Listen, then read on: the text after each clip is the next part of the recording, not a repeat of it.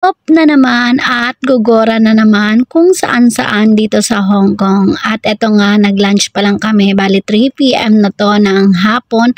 At ngayon pa lang kami magla-lunch kasi inintay na naman nila ako sa aking racket.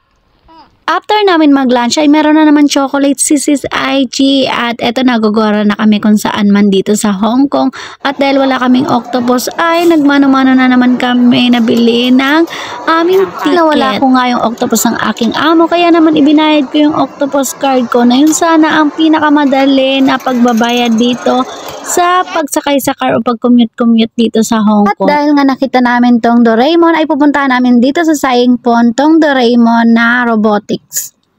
Pangatlong punta ko na nga rin pala to dito sa Saing Pond at nung una ko nga punta rito ay nung sumamba ako last year pa dito sa isang sambahan namin sa Saing Pond. At yung pangalawa naman ay kasama ko na si Desai at eto na nga yung pangatlo. Pupuntahan namin yung mga display ng Doraemon dito. Kaya lang habang naglalakad kami papalapit sa Doraemon ay may mga nakakasalubong kami na galing na din doon at nagsabi na wala na nga raw yung Doraemon. At eto naman nga yung tinuturo ko ay yung sinambahan ko at eto nga nasa Exit Asia dito sa Saing Pond. At dahil bigo nga kami na masilayan ang display ng mga Doraemon ay naghanap naman kami ng pwede naming paggalaan at naisipan nga namin pumunta ng TST at pupunta kami ng Hong Kong Museum of Art.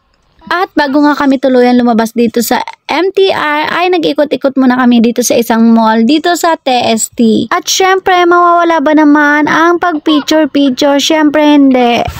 At siya lang, ang gaganda na naman ng aming mga nakikita dito sa TST. At syempre, hindi nagpapigil yung isa, inawakan pa talaga.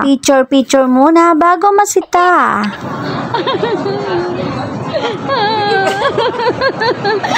Oh no! Bakit naman yun ang bumungad sa akin?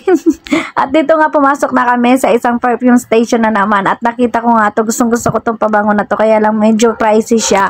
At wala pa akong pambili. Kaya naman nag-amoy-amoy lang ako. Pero muntik ko siyang madisgrasya. Eto na nga, lalabas na kami dito sa Exit E. At pupuntahan naman namin yung Hong Kong Museum of Art. At tingnan mo nyo naman, ano ba itong mga nakikita ko na to? Bakit ba suking-suki yung mga mata ko sa ganitong eksena at ang lapit pa talaga sa akin? So anyway, wala naman forever, kaya maghiwalay din kayo, charis.